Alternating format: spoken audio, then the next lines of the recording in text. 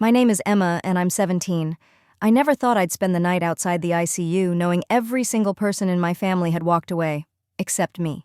When the doctor asked who would sign the papers for my grandfather's treatment, there was silence. They looked at each other, my dad, my aunt, even my cousin who once called him a hero. Then came the words, "He's lived long enough. Let's not waste money on a lost cause." I didn't cry, I just stood there, and that night I did what no one else would. I gave up my college fund. I sold my mother's necklace. I took a night job at the hospital just to be close to him. Some people leave when there's nothing left to take, but some of us stay, because love doesn't ask for reasons. Before I tell you the rest, drop a comment and let me know where you're watching from. Hit that like button and follow for more real stories about family betrayal and what it really means to stay. I grew up in a quiet little town just outside Cedar Grove. It's the kind of place where neighbors still wave, and the corner diner still serves coffee for $1.25 if you smile at Doris behind the counter. After my mom passed away when I was 9, I moved in with my grandfather, Walter. Everyone called him a retired mechanic, but to me, he was an inventor, a philosopher, and my best friend rolled into one. His garage was our universe, stacked with rusted radios, broken clocks, and half-working toaster ovens. We fixed things, together. Every screw tightened was a lesson, every repair a quiet act of love. My family? Well, they lived just a few blocks away, but you'd think we were worlds apart. Dad had remarried. My aunt and uncle ran a real estate business, always dressed like they were auditioning for a TV ad. They came around on holidays, birthdays maybe, but never stayed too long. Always something urgent, always a flight to catch, a deal to close, a brunch they couldn't miss. Walter never complained. He just smiled, nodded, and went back to his crossword puzzles. But I saw it. The way he lingered by the window a little longer after they left. The way he kept the old family photos in a drawer, not on the walls. He never said it, but I knew he missed being a father.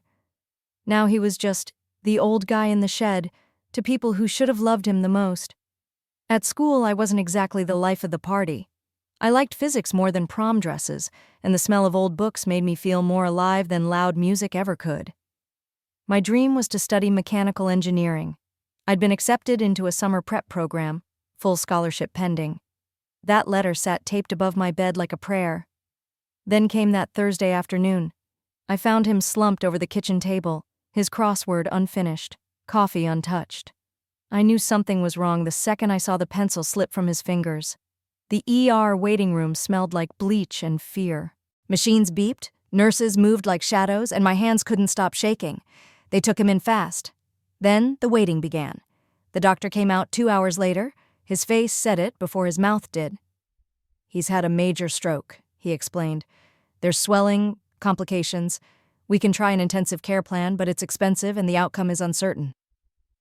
My family showed up, finally. Not all at once, like ripples from a stone. They circled like investors around a failing stock. Questions, doubts. What's the return? What if it doesn't work? My dad spoke first. "He's lived a full life," my aunt added. "He wouldn't want us wasting money on this." And someone, I don't even remember who, murmured, "We all have our own families to think about." I stood still. I heard every word, but they sounded muffled, like underwater echoes. Not a single hand reached for the clipboard. So I did. I signed. With my own trembling hand, I said yes to hope, yes to love, yes to the man who stayed up fixing my bicycle when I cried because the other kids laughed. That night, I sat by his bedside and whispered every memory I could find in the corners of my mind. I didn't know what tomorrow would look like, but I knew one thing. He would never be alone, and neither would I. The night after I signed the papers felt endless.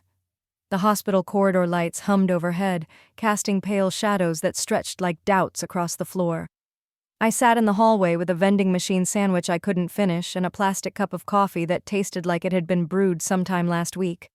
My hands still smelled like grease from helping Walter fix a fan the day before.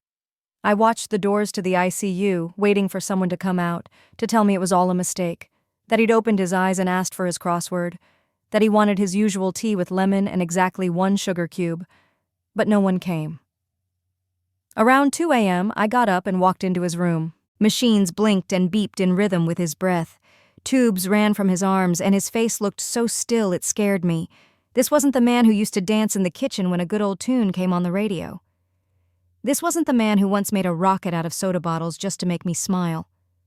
I pulled a chair close, took his hand, and started to talk. About anything. About everything.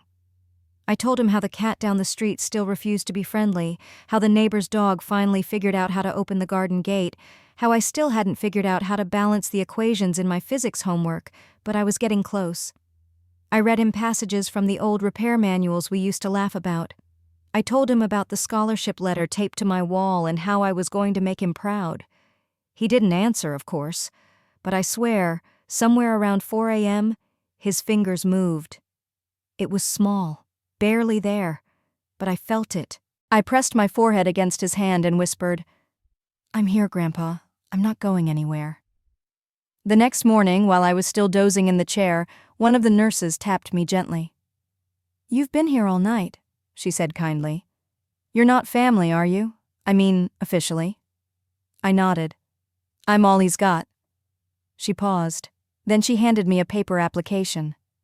"We're hiring part-time night cleaners," she said. "Pays almost nothing, but it gets you close." I filled it out right there, using a clipboard balanced on my knees. I didn't even hesitate.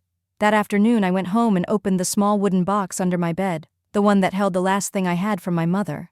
Her necklace. Simple. Silver. Worn smooth at the edges. I stared at it for a long time, then walked down to the local pawn shop and handed it over. It wasn't enough, but it was a start.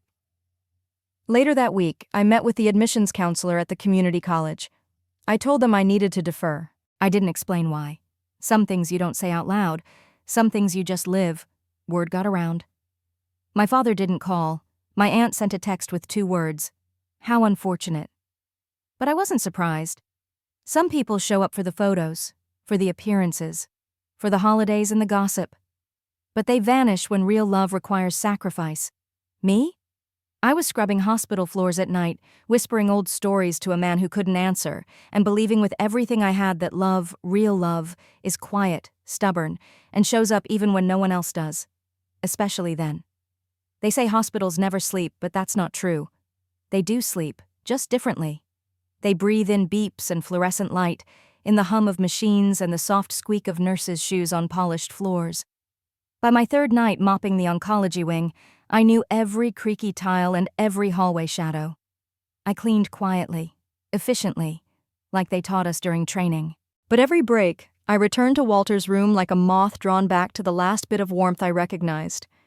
He still hadn't woken up, but I kept showing up. I read him chapters from books we'd fixed together, his favorite mystery paperbacks with cracked spines and yellowed pages. I brought an old radio from home and tuned it to the jazz station he used to like, just low enough not to disturb the other patients. Nurses started noticing. One left a sandwich on the table one night with a note, "For the girl who never leaves." Another brought me tea, her voice soft. "He's lucky to have you, you know." I nodded but didn't answer, because I didn't feel lucky. I felt like I was burning at both ends, cleaning bedpans at midnight, studying engineering formulas on my lunch breaks and trying to hold on to someone who was halfway gone. I missed school. I missed my scholarship updates. I missed the sound of tools clinking in our garage, Walter muttering about how new things are made to break. But I didn't miss my family. Not really. There were no calls from Dad, no messages from my cousins, just silence, like I'd been quietly deleted from the family tree. One evening, I passed a hospital hallway TV and saw my uncle being interviewed on the local news. Some real estate award, smiling big, talking about family values and legacy. I stood there, staring. Legacy. What did they know about legacy? Legacy wasn't a marble plaque or a new development project. It was a 17-year-old girl selling her mother's necklace so her grandfather could have one more chance to breathe on his own. Legacy was wiping his forehead and whispering, "You're still here," even when his eyes didn't open. That night, I sat beside Walter and told him something I hadn't said aloud yet. "I think they forgot about us," I whispered. "But I haven't. I remember everything." I told him about the time he taught me how to use a socket wrench by making me take apart a broken microwave piece by piece. I told him about the rainstorm we danced in when I was 10, barefoot in the driveway while the neighbors stared. I told him I still kept his old work gloves in my backpack like a charm, even though they were way too big. His heart monitor beeped steady. Nothing else moved. But I kept talking, because talking kept the loneliness away, because love doesn't need an audience to be real, because someone had to remember the man behind the oil-stained overalls and quiet eyes. Someone had to stay. In the silence, I reached for his hand and held it tightly. "I'm still here," I said, "even if it's just me." And in that quiet, under the hum of hospital machines, I realized something. Maybe this is what real family looks like. Not the ones who show up for the cameras or the reading of a will, but the ones who hold your hand when you're unconscious and the world has forgotten your name. Maybe being the only one left isn't a tragedy. Maybe it's a calling. The hardest part wasn't the exhaustion, or the ache in my legs after pushing a mop bucket for 6 straight hours, or even the sting of bleach that never really left my skin. The hardest part was walking past the family waiting room every shift and never seeing anyone waiting for him. The room had soft couches, magazines that no one read, and a muted TV always tuned to some daytime talk show with fake laughter and perfect teeth. But the chairs were always empty when it came to Walter. No one brought flowers. No one came with cards or balloons or casseroles and foil pans like they do on TV. Just me. At first I told myself maybe they didn't know. Maybe the hospital hadn't reached them. Maybe they were busy, but deep down I knew the truth. They knew, and they chose not to care.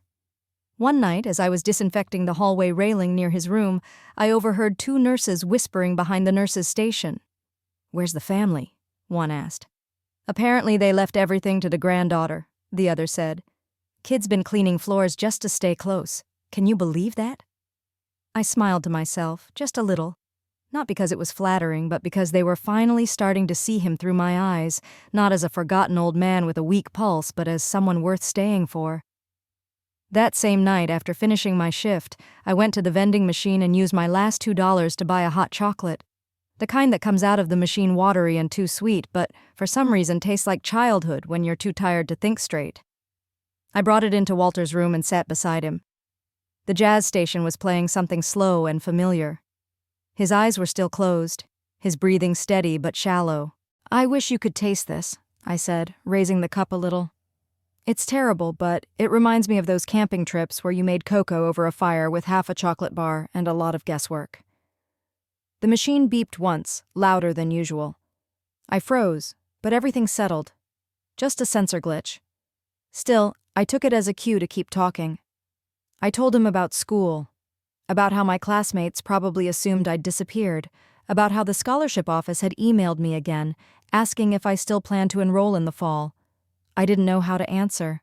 I didn't know who I was anymore without that plan, without that dream of leaving, learning, becoming someone more than the girl who fixes things. But I also knew that leaving now would mean leaving him. And I couldn't do that. Not yet. Maybe not ever. I laid my head down beside his hand and let the silence stretch. Hospitals are loud in strange ways, but that night felt wrapped in cotton. Soft, heavy, almost holy. It hit me then. This kind of silence wasn't absence. It was presence. It was the kind of silence where words would only cheapen the moment. The kind where sitting quietly beside someone meant more than any speech ever could. And in that silence, I found something I hadn't expected. Peace. Not the peace that comes from everything being okay, but the kind that comes from knowing you've made a choice you can live with. I could have walked away, but I didn't. And maybe that was the start of becoming the kind of woman I was meant to be. Not flashy, not famous, just faithful. There were nights I thought about quitting. Not because I didn't love Walter. Not because I stopped believing he could wake up. But because I was tired in a way that sleep couldn't fix. I'd mop hallways with my earbuds in, listening to old recordings of Walter's voice. He didn't know I'd been secretly taping our conversations for years. On my phone, in the garage, during breakfast. Nothing fancy. Just bits and pieces, him explaining how a circuit worked or telling a joke he'd already told 100 times. Those recordings got me through the longest shifts. Sometimes I'd replay the one where he said, "Emma, the world doesn't owe you kindness, but that doesn't mean you stop giving it." He was pouring tea when he said it. I could hear the clink of the spoon against the mug. I held on to that sound like it was a lifeline. I think we all need something like that when the world feels like it's closing in. A voice, a memory, a moment we can crawl back to when everything else goes silent. The hospital gave me routine, if not rest. I'd start my shift at 8 p.m., change into my scrubs, and clean until sunrise. I worked the third floor mostly, cardiology and post-op. Everyone walked a little softer there. People talked in hushed tones. Lives changed quietly in those halls. In between rooms, I'd sneak into Walter's and sit with him for 5 or 10 minutes. I'd wipe his forehead, check the call button, and make sure he hadn't slipped too far into the cold. It wasn't just about love anymore. It was about dignity, making sure he still looked like someone who mattered. One night, I found an envelope on my mop cart. No name, just taped to the handle. Inside was a $50 bill and a note that said, "For Emma, you are seen." I still don't know who left it. A nurse, maybe. Or a family member who'd watched me, wondering why I was always alone in that room. I stood there holding the note, tears stinging my eyes. Not because of the money, but because someone noticed. Really noticed.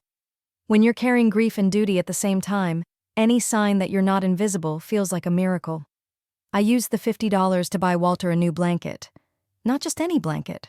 A soft, dark green one, the color of the woods behind our house. The kind he always kept in the back of his truck just in case we went fishing and stayed past sundown. The nurse raised an eyebrow when she saw it. "Hospital policy says no personal bedding," she said, but then she saw the way I held it. She sighed and nodded. "Just this once." I wrapped him in it slowly, like tucking in a child. He didn't move, but I swear his face looked less pale under that blanket. Less like a patient and more like the man I used to sit beside on foggy mornings with 2 fishing poles and a bag of stale pretzels between us. That night I didn't read to him. I didn't talk. I just sat beside him, holding the corner of that blanket and let the silence be enough. Because sometimes silence means, "I'm still here. I haven't given up. You're not forgotten. And neither am I." It happened on a Tuesday morning. The sky outside was gray, the kind that makes you question whether the sun ever really existed. I had just finished mopping the supply closet for the 3rd time that week, mostly to avoid crying in public. I was tired. More than tired. I felt like I'd become a ghost in my own life, floating between the fluorescent-lit hallways of the hospital and the quiet, crumbling edges of hope. When I stepped into Walter's room, it looked the same as always. The same heart monitor, the same slow, steady beeping, the same pale skin and closed eyes. I sat in the chair and leaned in close. "Morning, old man," I whispered, forcing a smile. "You missed another Tuesday. That makes 5 in a row. I'm starting to think you're just doing this for attention." I opened the latest book I was reading to him, an old mystery novel we'd picked up at a garage sale 2 summers ago, and started where I left off. My voice was hoarse from the cleaning chemicals and lack of sleep, but I read anyway. Because stories are promises. They say, "I'm still here, and so are you." Midway through chapter 7, something changed. At first, I thought it was my imagination. His fingers twitched, not a spasm, not a random movement, a twitch, then a curl. I dropped the book. "Walter?" I whispered. I stood up, leaned in closer, my heart racing. "Grandpa, can you hear me?" His eyelids fluttered, not fully open, but they moved. His lips parted like he wanted to speak but didn't have the strength. Then it happened. His hand moved again, and this time, it found mine. Not weakly, not by accident. He squeezed. Tears fell before I could stop them. They soaked the sleeve of my scrubs, my hands, the edge of the mystery novel that had just become sacred.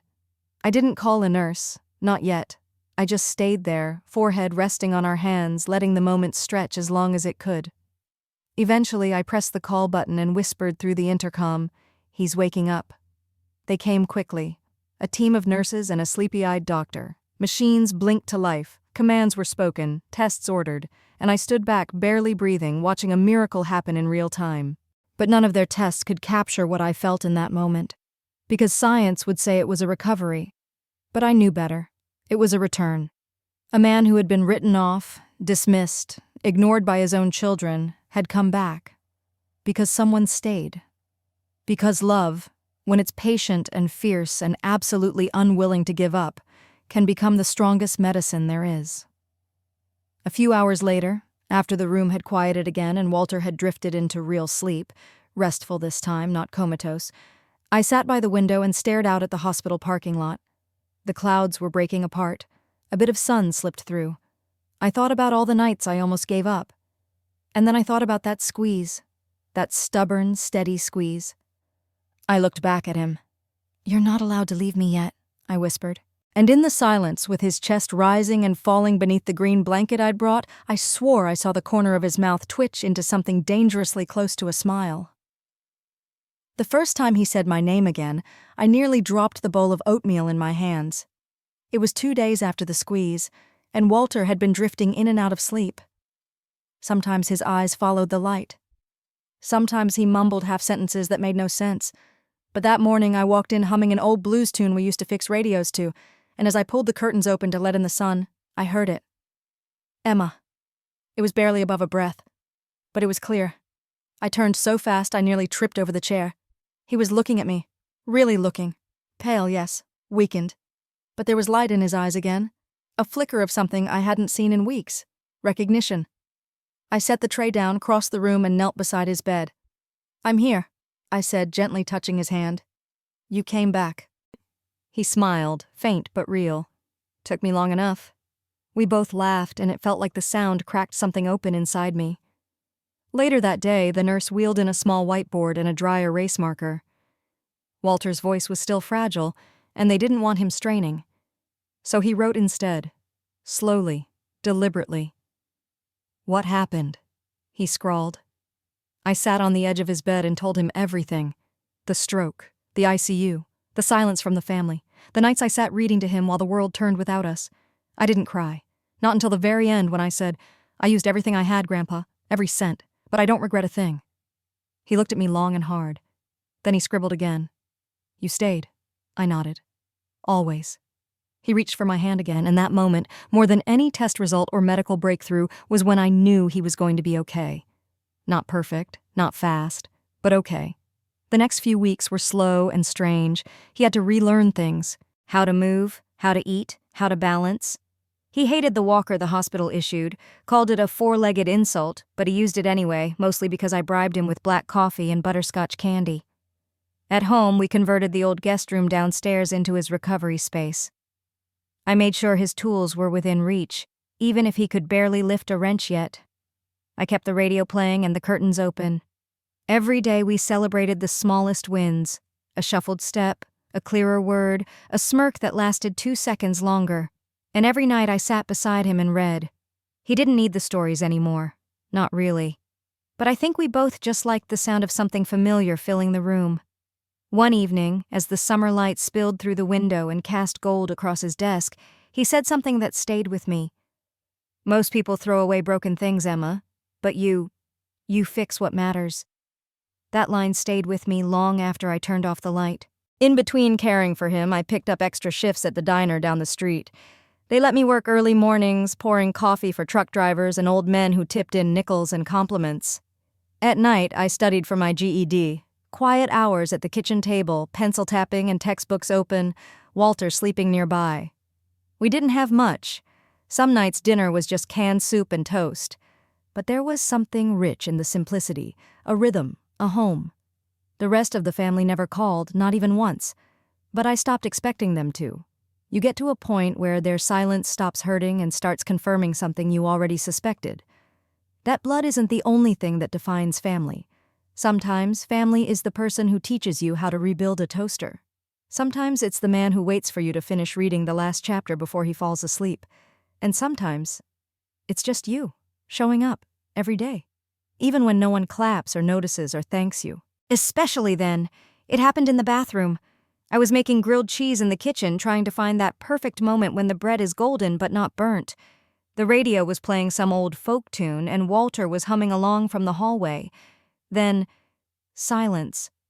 A kind of silence that punches you in the gut before you even understand why. I called his name once, then again louder. Nothing. By the time I reached the bathroom, he was on the floor, curled awkwardly next to the sink. His walker had tipped sideways. His face was pale, but his eyes were wide open. "I'm okay," he whispered, trying to lift himself. But he wasn't. His hand trembled, and I could see the panic bubbling just below the surface of his calm expression. I dropped to the floor next to him. "We're not doing this again," I said softly. "I can't lose you twice." I helped him sit up, checked for any fractures, and then we sat there together. Me on the cold tile, him leaning against the tub like it was an old friend. For a long time, neither of us spoke. Then he said, "What if I'd been alone?" I didn't answer right away, because the truth scared me. What if? That question followed me into the kitchen, into the hallway, into my dreams. That night I couldn't sleep. Instead, I sat at the desk in the living room with a notebook, scribbling circuits and sensors and ideas I barely understood. When I was little, Walter used to say, "If something keeps breaking, maybe it's time to build it different." So we started building. We called it SafeYes, a name that came to me after Walter grumbled, "Well, if we can't feel safe in our own bathroom, what the hell is the point?"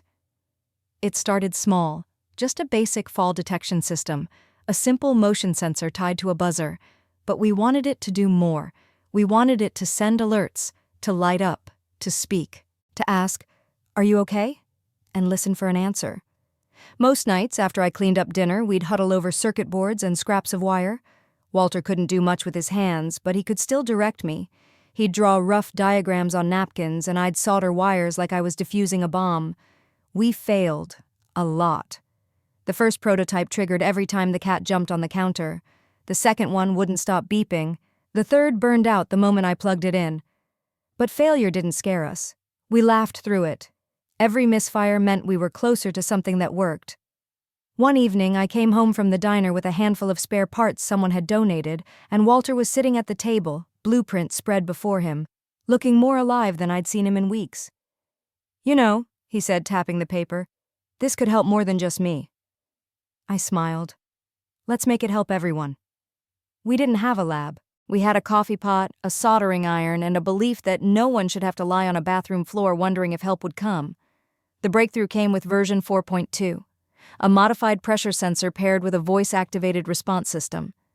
It wasn't pretty, just a gray plastic box with wires sticking out like hair. But it worked. When Walter pretended to fall, the system chirped to life. "Are you okay?" it asked. And when he answered, "No," it sent a signal to my phone. He looked at me like I'd just invented fire. "Kid," he said, "this is going to change lives." For the first time in a long while, I believed him. We didn't celebrate with champagne or headlines. We had tea and shortbread. But that night, as he fell asleep in his chair, wrapped in the green blanket, I looked at the blinking little box beside him and whispered, "Thank you for falling." Because sometimes it takes breaking the routine to build something better, something that stays, something that saves. The first time someone outside our town called about SafeYes, I thought it was a prank. It was a woman named Mrs. Rosen from a town 2 counties over. Her daughter had read a post in a local caregivers forum, something small I'd written one night when I was too tired to sleep, but too full of hope to stay quiet. She told me her husband had fallen in the garage 2 months prior and hadn't been found for hours. "I just want something simple," she said, her voice cracking, "something that tells me he's okay when I can't be there." I mailed her our only working prototype in a shoebox lined with bubble wrap and a handwritten note. I didn't charge her a dime. Walter smiled when I told him. "You do realize," he said, "that's not how businesses work?" I grinned. "It is when your only goal is keeping someone from dying alone." A week later, she called me in tears. Not because anything bad happened, but because the device had worked. Her husband had tripped in the backyard, and the system sent her an alert before he even finished yelling for help. She called it a blessing. Walter called it a damn miracle. Word started to spread, slowly, quietly. People wrote us, people called, people stopped by the house. Most of them were just like us, tired, worried, working-class folks taking care of aging parents or sick spouses. They didn't want anything fancy, they just wanted to sleep a little easier. We started building more units in our garage, turning the old workbench into a makeshift assembly line. I created a basic website, took pictures with my phone, and used the name Walter had written in Sharpie on our first prototype. SafeYes. It was clunky, imperfect, but it worked. Then, out of nowhere, my aunt showed up. It was a Tuesday. I had just come back from the hardware store, arms full of wire and plastic housing. I saw her standing at the front door like she was waiting for a camera crew. "Emma," she said, smiling like we were old friends. I didn't smile back. Walter was napping in the living room, his chair facing the window like always. I walked past her, unlocked the door, and stepped inside. She followed. The kitchen looked like a robot had exploded. Screws on the counter, diagrams on the fridge, soldering fumes still hanging in the air. She glanced around like she'd walked into a museum dedicated to poor life choices. "I heard about your little project," she said, pulling off her sunglasses. "It's impressive, really. And I'm sure Grandpa would be proud." I leaned against the counter, arms crossed. "He is proud," I said. "He tells me every day."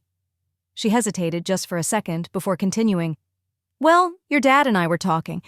We think there's potential here. Real potential. If you're open to a partnership." I almost laughed. The same people who hadn't called once during Walter's coma. The same people who said he wasn't worth saving. Now they wanted in. Now that something was working. Now that there was talk of press. Maybe even funding. I didn't say no. I didn't say anything at all. I just walked her to the door and said, "We're not looking for investors. We're looking for believers." She opened her mouth, probably to argue, but I closed the door before she could. Walter was awake by then. "Was that who I think it was?" he asked. I nodded. He leaned back in his chair and chuckled. "They always come back when they smell money." I sat beside him, resting my head on his shoulder. "Let them watch," I said. "They'll never understand what we built, because they weren't there when it broke." Outside, the sun was setting, and the soft buzz of a SafeYes unit echoed faintly from the hallway. Inside, we just sat there, two people no one believed in, building something no one saw coming. The next week, they all came back, not just my aunt. This time, it was my dad, my uncle, even my older cousin Ryan, who once told me he didn't do family drama. Now he stood in our driveway in loafers and a linen blazer, holding a box of pastries like that could erase the last 6 months. Walter was out in the backyard, moving slowly but proudly along the garden path with his cane. I was watching from the kitchen window when the doorbell rang. I didn't answer right away. I just let it ring, let them wait. Then I opened it and leaned against the frame, arms crossed. Dad gave me that practice smile, the one he used when he was closing a business deal or pretending to enjoy small talk at company picnics. "You look good, Emma," he said. I didn't respond. He cleared his throat. We heard SafeYes is getting attention. That's incredible." My uncle chimed in. "We always knew you were smart. Grandpa must be proud." I said nothing, just studied their faces. Not one of them had visited when Walter couldn't speak. Not one had called to ask if we needed help paying the medical bills, but now they were here, acting like nothing happened. Ryan stepped forward with the pastry box. "These are from Claire's bakery. Thought you might like something sweet." I took the box, opened it, and without breaking eye contact, dumped it into the trash can by the door.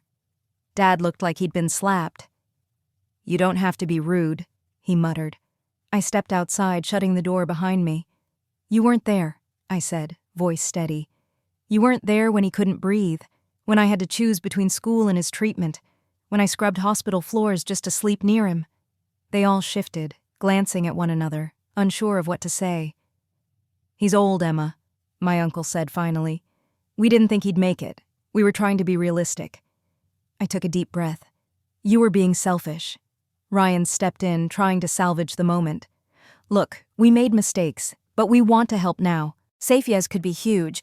If you bring us in, just as partners, we have the connections to get it into hospitals, assisted living centers, even government contracts."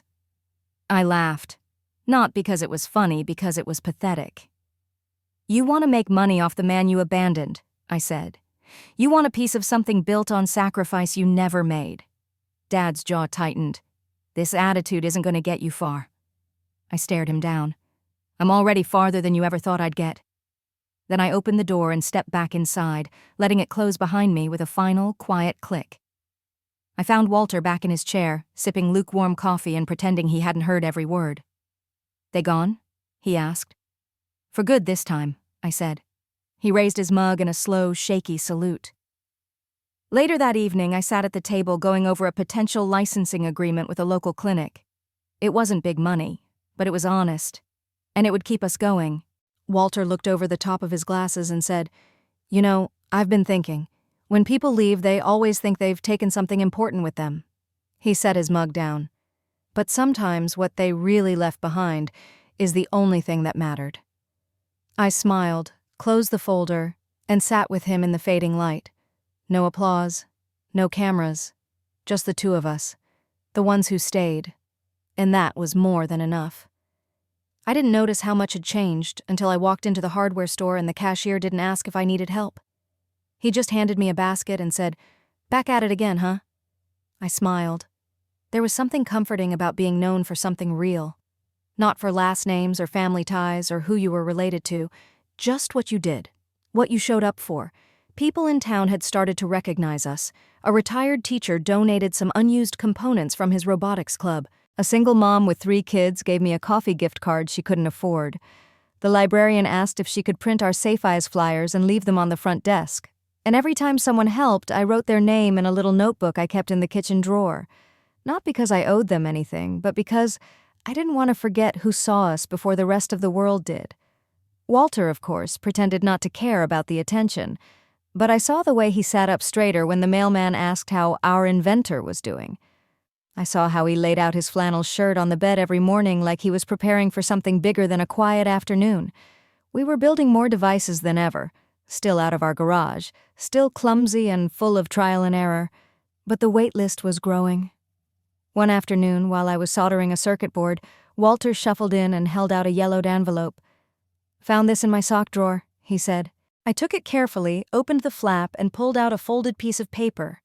It was his will. I looked at him. "You sure?" I asked. He nodded, serious as ever. "I want it updated." I read the contents slowly. As expected, it was simple. The house, the tools, a few small investments. "Emma," he said, "I want everything to go to you. The house, the prototype rights, all of it." I didn't say anything right away, because somewhere in me, the little girl who once tiptoed around adults asking for space still wondered if she deserved anything at all. He must have seen it in my face. "You were the one who stayed," he said quietly.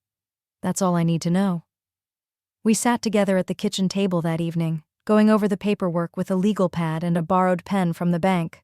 No lawyers, no formalities, just us. He tapped the page. "Don't forget to add the Walter Foundation." I looked up. "You serious about that?" "As a heart attack." I laughed.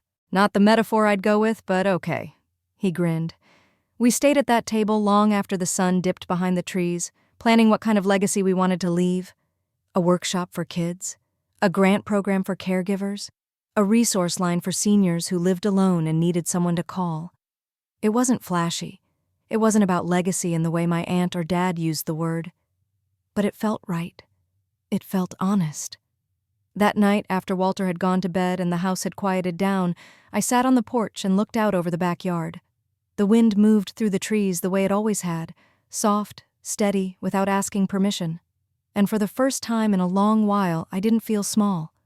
I didn't feel like a backup plan, or a burden, or a girl stuck between who she was and who she was supposed to become.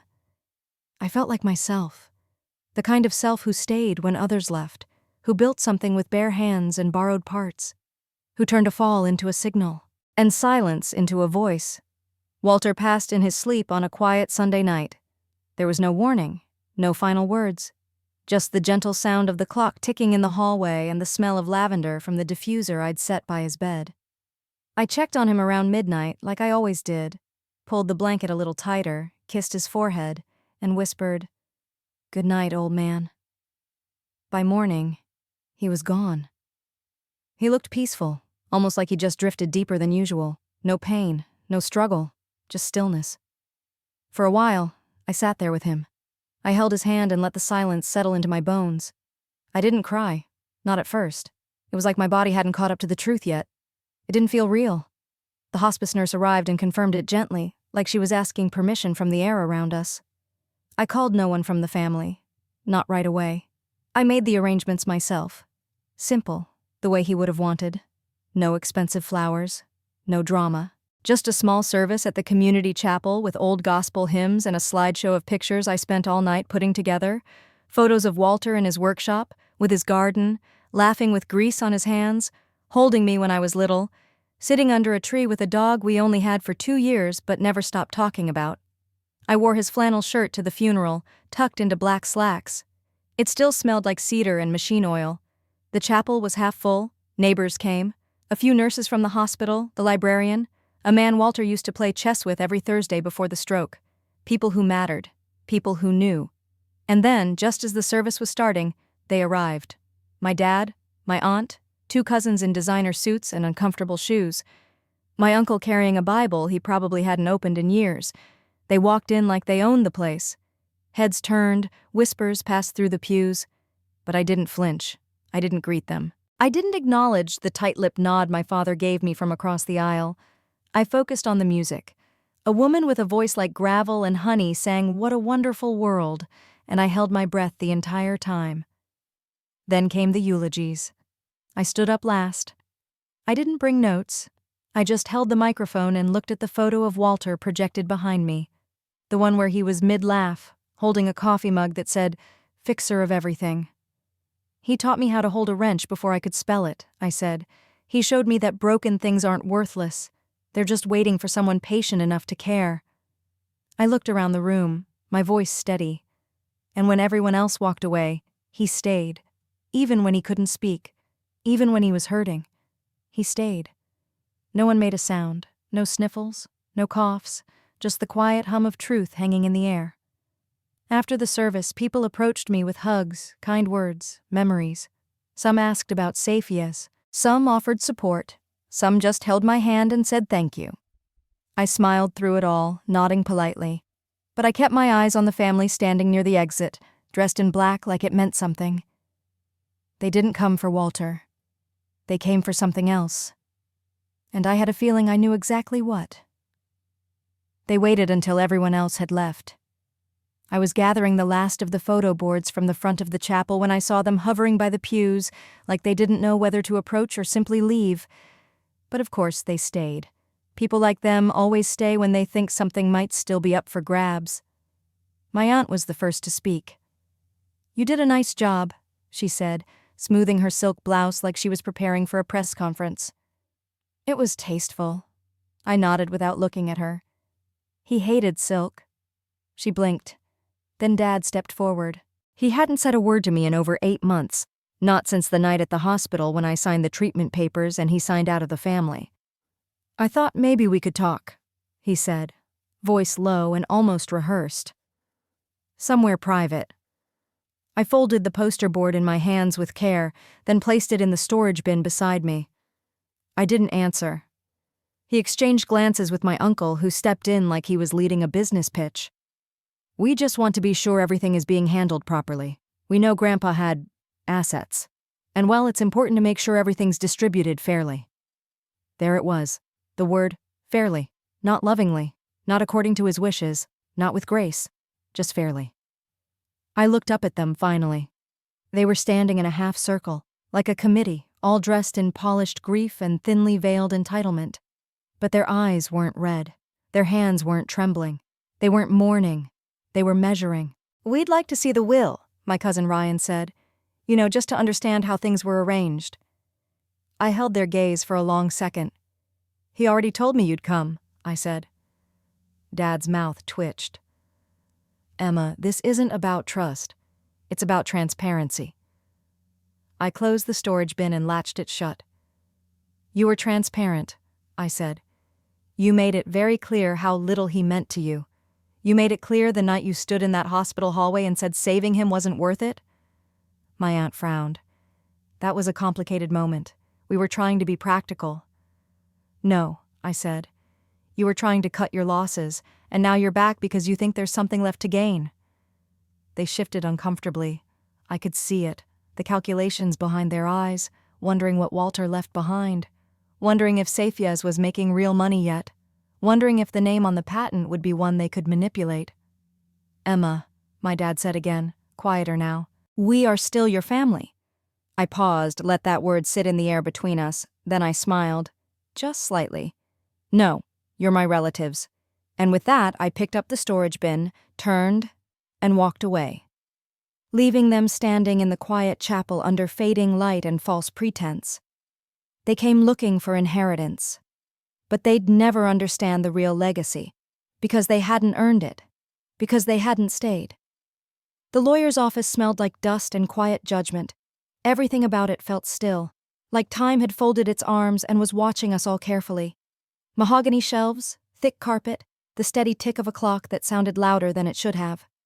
I sat at the end of the long table, hands folded in my lap, trying to breathe evenly. My father sat across from me, jaw tight. My aunt kept reapplying lip balm like it was armor. Ryan scrolled through his phone until the lawyer entered, at which point he tucked it away like a child caught cheating on a test. The lawyer was a short, older man with silver hair and sharp eyes. He greeted everyone with a nod, then got right to it. "I'm here to execute the wishes of the late Mr. Walter Hayes," he said. He left behind a video message, which I've been instructed to play before reading the official document. My heart skipped. A video. He hadn't told me. The lights dimmed slightly as the screen lowered and the file began to play.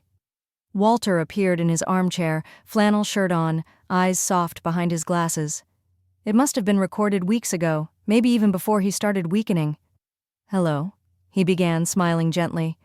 "If you're watching this, then I've finally taken the long nap Emma always warned me not to take without saying goodbye." The room didn't laugh. He continued. "I want to make something clear. What I've left behind, this house, the garage, the patents, the SafeYes project, whatever name it carries, it doesn't belong to the loudest voice or the one with the most business cards. It belongs to the person who stayed, who showed up, who listened, who loved without asking for anything in return." He paused, visibly emotional. "Emma, this is yours, because you gave me more than years.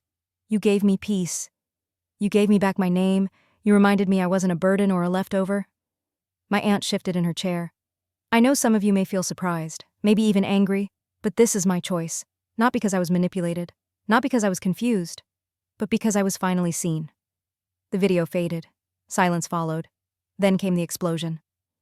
"This is ridiculous," my uncle barked. "He wasn't in his right mind. He was old, sick. How can this be legal?" My father didn't yell. His voice dropped to that cold tone I remembered from childhood, the one that felt more like a knife than a slap. "You used him," he said to me. "You isolated him, fed him ideas, turned him against his own family." I met his eyes, calm. "I didn't turn him against anyone. You just weren't there when he needed you. That was your choice." He stood, shoving his chair back. "This will be contested." The lawyer cleared his throat. "You're welcome to pursue legal avenues, but I assure you, everything is in order." They all looked at me like I was the villain in a story they hadn't bothered to read until the last chapter, but I didn't flinch, because I knew the truth, and so did Walter. The lawyer handed me the envelope with the official paperwork. I held it like something sacred, not because of the money or the property or even the invention, but because it carried his final act of love. I rose, nodded politely, and walked out into the sun. They could fight if they wanted to, but they couldn't rewrite what really mattered. He chose me, because I had never left. They thought it was over after the lawyer closed the file. They stood in the hallway whispering in that sharp, controlled way people do when they're calculating their next move. I could hear bits of it: undue influence, contingency clause, public image, as if they were rearranging the furniture of the story to suit themselves. But the lawyer hadn't packed up yet. "There's one more thing," he said, voice calm but firm. "Mr. Hayes asked for this video to be played in a public setting. He made it clear he didn't want these words to be hidden in a boardroom." I looked at him. "Where?" He handed me a USB drive. "Wherever you choose." But he hoped it would be played at the community center, during the SafeYes meeting. I didn't hesitate. The following Thursday, I reserved the small community hall, same place we'd held chess nights, garage sales, even a spaghetti fundraiser once when the town library needed a new roof. Word spread fast. By the time I arrived, the room was full. Neighbors, teachers, a couple nurses, 2 reporters from a local paper. Even the mayor, standing quietly in the back. And the family. They sat near the front, polished, stiff, like they couldn't believe they had to sit through a tribute to the man they once called a burden. I stepped to the front and said only one sentence. "Walter wanted you to hear this in the open, not in the dark." Then I pressed play. He was sitting in his favorite chair, sunlight pouring through the garage window behind him. His hair was neater than usual. His voice, though slower than I remembered, was clear. "I've lived long enough to know 2 things," he began. "1, people will tell you who they are. Just give them enough silence. And 2, love isn't proven in the easy seasons." He looked straight into the camera. When I had nothing left to offer, no money, no power, no future, Emma stayed. When my children turned their backs, she made me soup and read me stories and gave up the life she'd planned just to sit beside me in the dark. His voice cracked slightly. I want the world to know. I wasn't forgotten. I wasn't alone. I was loved fiercely and without condition by a girl who had every reason to walk away but didn't. He paused, then added gently, almost like a challenge. So if you're in this room wondering why she got everything, maybe ask yourself what you left behind when you walked out. Gasps whispered through the room. I didn't turn around. The screen went black. Silence followed. A heavy, undeniable silence. Then someone, one of the nurses I think, began clapping. Not loud, not showy, just honest. And slowly, others joined. Not for me, not for Walter, but for the truth. The family didn't say a word. They sat there, faces frozen, like a mirror had been turned toward them and they didn't like what they saw. And I didn't need applause. I had already received everything I ever wanted from that man. His trust, his voice, his choice. And now the world had heard it too. The day after the video played, I woke up before sunrise. The house was too quiet. No hum of Walter's kettle on the stove, no shuffling feet on the hardwood, just the wind brushing against the windows like it wasn't sure if it should come in or leave us alone. I sat at the kitchen table with his mug in my hands. It still smelled faintly of coffee and peppermint, his strange little ritual when his throat got scratchy. I didn't cry. I just sat there, watching the light creep across the floor, wondering how a place could feel so full of someone who wasn't there anymore. Grief has a strange way of folding into the silence. It doesn't always arrive in a scream or a breakdown. Sometimes it's the empty chair at breakfast, the extra blanket you almost wash but can't, the screwdriver still sitting on the counter exactly where he left it. And yet, there was peace in it too, because I didn't have to wonder if he knew how much he meant to me. He knew, because I told him, every day. I spent that week putting things in order, not packing them away, just finding new places for them to live. I placed the SafeYes prototype, the one that still had his handwriting scrawled across the side, in a shadow box and hung it in the hallway. I framed the first thank you letter we received from the woman whose husband had been saved by the device. I organized his tool chest and labeled each drawer, the way he always said he'd do when life finally slows down. And I went back to the diner. People hugged me. They left tips that were too generous. They asked about the foundation, about next steps, about whether I was okay. I didn't lie. I told them it hurt, that some days I missed him so much it felt like my ribs were too small to hold my heart. But I also told them I wasn't falling apart, because he didn't raise me for that. Walter believed in fixing things, not discarding them. And now, I believed it too. One evening, as I was locking up the diner after a late shift, I saw a folded newspaper wedged into the door of the hardware store next door. I picked it up without thinking and froze when I saw the headline, "Local Teens Invention Saving Lives Across State." Below it was a photo of me and Walter from the community center event. He was laughing, eyes squinting in that way that made people wonder if he was smiling or about to tell you your wiring job was garbage. I hadn't even known the reporter snapped it. I stood there under the streetlight, holding that paper, feeling the weight of everything we'd built. Not just SafeYes, not just the foundation, but the story, the truth. I walked home slowly that night. No rush, no need to outrun anything anymore. At the house, I stepped into the garage and turned on the light. It was still messy. Still smelled like oil and dust and something distinctly Walter. But it didn't feel like a relic. It felt like a beginning. I pulled out a fresh notebook, the kind he used to scribble ideas in, and sat down at the bench. For a moment, I didn't write anything. I just listened. To the creak of the wood beneath me, to the silence that wasn't lonely anymore. And then I wrote 4 words at the top of the page. What do we fix next? Because that's what he left me. Not just blueprints and tools and signatures on legal documents. He left me purpose. He left me a reason to keep building, to keep believing, to stay even when staying hurts. And most of all, he left me with the one thing the world can never fake, a life that mattered, and the courage to carry it forward. A few days after the article ran, the doorbell rang just before dinner. I was at the kitchen counter slicing apples, listening to a jazz record Walter used to love, when I heard the knock. It wasn't frantic or aggressive, just 2 short chimes, hesitant, almost polite. When I opened the door, my father was standing there. He looked older than I remembered, or maybe just smaller, like someone who'd spent too much time in rooms that didn't welcome him anymore. He held his hands in front of him like a boy caught in trouble. "I didn't come for money," he said before I could say anything. "Or the house, or SafeYes." I raised an eyebrow. "Then why are you here?" He looked down at his shoes. "I watched the video," he said. "The one Walter made." His voice cracked slightly. He cleared it and kept going. "It hurt, not because of what he said, because of how right he was." I leaned against the doorframe and waited. I didn't invite him in. "I made mistakes," he said. "A lot of them. I chose convenience over responsibility. I thought showing up when it was easy was enough, but it wasn't, and I see that now." I didn't say a word. He took a deep breath. "I just came to say I'm sorry, not for what I did to Walter, though I am, but for what I did to you, for making you feel like love had to be earned, that you had to be extraordinary to deserve a seat at the table." That one hit. I hadn't realized until that moment how much I'd carried that message with me, how hard I'd worked to be enough, to fix things, to hold everything together in the silence left behind by people who only showed up for appearances. "You don't get to rewrite the past," I said quietly. "I know," he replied, "but maybe I can stop running from it." I nodded once and stepped outside, closing the door behind me. We sat on the front steps. The air smelled like rain was coming, but the sky hadn't made up its mind yet. He looked out at the street, then at the garage where the lights still glowed. "I read about the Walter Foundation," he said. "What you're doing is good. He'd be proud." "He already told me," I said.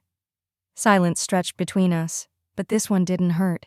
It wasn't the sharp silence of disappointment. It was the silence that comes when two people know there's nothing left to argue over.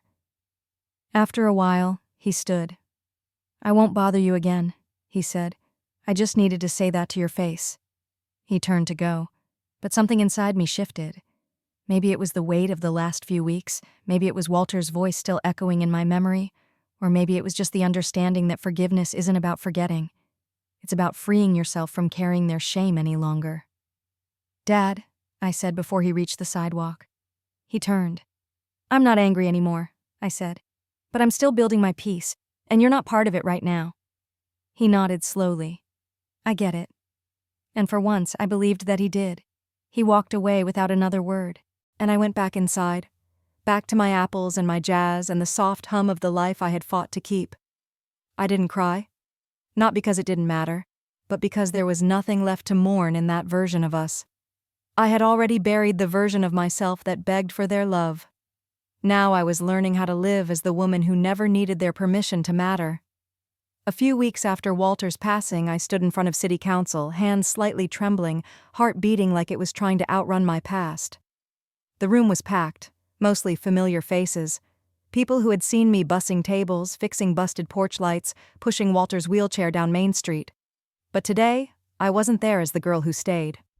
I was there as someone asking for a future. "The Walter Foundation," I began, "isn't about charity." I took a breath and let the silence settle. "It's about belief, in people who get overlooked, in kids who are told trade skills are backup plans, in the elderly who live in fear of falling alone in their homes with no one coming." Somewhere in the third row, Mrs. Rosen dabbed her eyes with a tissue. "I'm asking for use of the old rec center," I continued. "We don't need much, just a roof that doesn't leak, tables we can work from, and a little bit of time." When I finished, there was quiet. Then a soft chorus of claps that grew louder, fuller. The proposal passed, unanimously. By the end of that month, we'd moved into the space. I painted the walls myself, hung framed pictures of Walter and the first SafeYes prototype, and installed pegboards full of tools labeled in bold, clean lettering. We started small, workshops for teens, basic electrical repair, SafeYes build kits for local caregivers. I gave every kid who came in a blank notebook and a single rule: write down every idea, even the bad ones. Because that's what Walter had taught me. Every solution starts with a scribble. One afternoon, a boy named Isaiah brought in a broken blender. He was 13, shy, with a nervous energy that reminded me of me at that age. We sat at the workbench, slowly taking it apart. "Why fix this?" I asked. He shrugged. "It was my grandma's. She used it every Sunday. I don't know, it just feels weird throwing it away." I smiled. Good answer. An hour later, the blades spun again. He beamed like he'd built a rocket ship. That moment, that feeling in his eyes, is why I kept going. It was never just about machines. It was about reminding people they could put things back together, that they weren't broken just because someone else gave up on them. Later that night, I stood alone in the middle of the workshop. The lights were off, just the glow from the street lamp outside casting long shadows across the tables. I walked over to the corner where Walter's old flannel was still draped over a chair and picked it up. It smelled like time and effort, like something earned. I didn't cry, I just held it close for a moment and whispered, "We're doing it, old man." And I meant it, we were doing it, without permission, without apology, without waiting for someone to show up. We had become our own proof. SafeYes was now in over 30 homes across the county, not mass-produced, not perfect, but it was saving lives, quietly, consistently, and every single unit carried a tag that read, "Built by those who stayed." It wasn't a slogan, it was a promise. That legacy isn't just what you leave behind, it's what you fight to protect while you're still here. The grand opening of the Walter Foundation wasn't fancy. No ribbon-cutting ceremony, no catered buffet, no guest list of politicians. Just folding chairs, mismatched banners, and 100 people who had one thing in common. They had stayed. I stood at the front, behind a podium that wobbled slightly to the left. My hands were steady this time. Behind me, the wall bore a painted quote in bold blue letters, "Not everything broken needs to be thrown away." Walter's words. The mayor gave a short speech, said something about community resilience and grassroots innovation. The crowd clapped politely. But I knew they weren't here for the formalities. They were here for the story. So I stepped forward. "I'm not a CEO," I began. "I'm not a tech prodigy or a public speaker. I'm just someone who loves someone enough to stay." A pause. I started SafeYes in a hospital hallway with nothing but worry and wire. I kept it going in a garage with a man the world had nearly forgotten. And now, thanks to all of you, we're here. I looked around the room, at Isaiah sitting with his grandmother, at Mrs. Rosen, holding hands with her husband, at 2 teenagers near the back in paint-stained shirts, whispering about a new sensor idea. You don't have to be rich or powerful or perfect to build something that matters.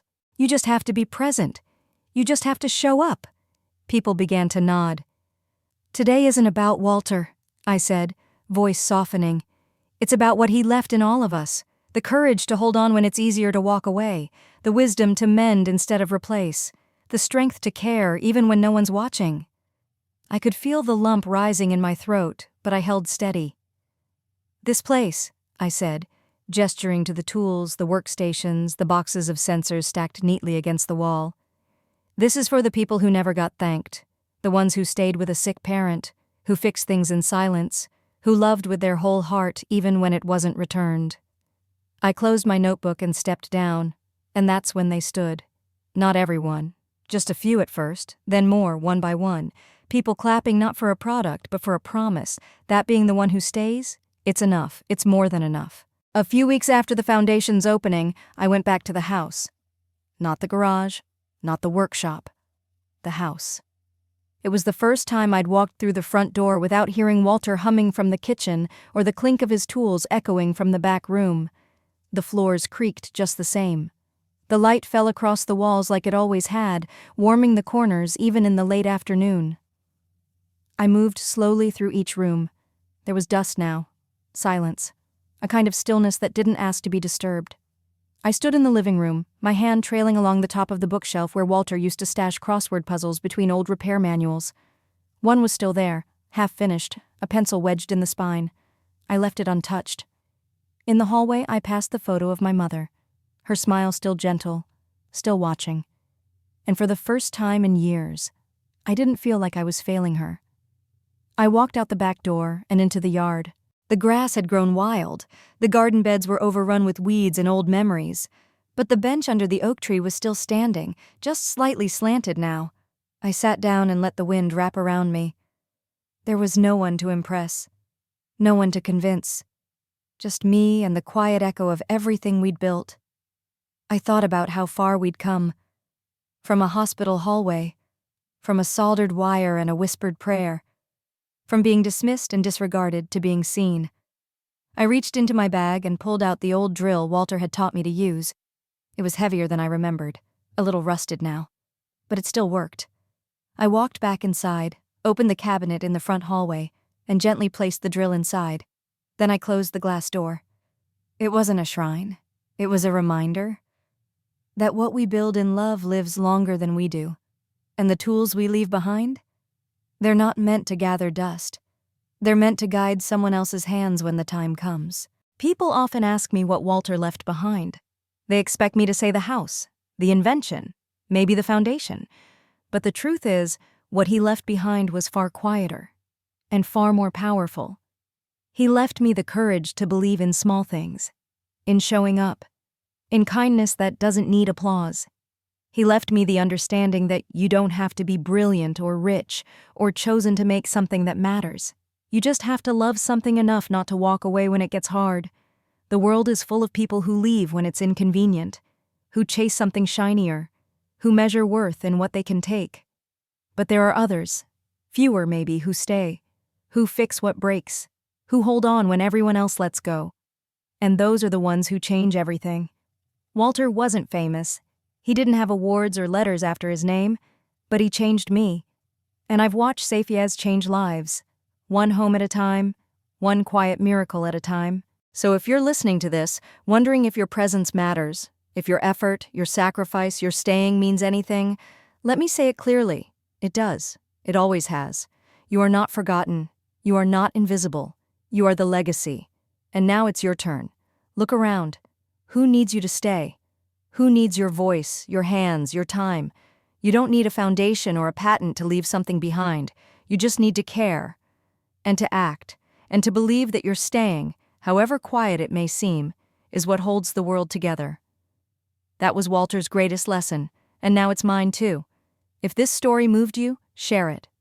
Pass it on to someone who's been carrying the weight alone. Remind them they're not forgotten. And if you've ever been the one who stayed, thank you. You are the difference.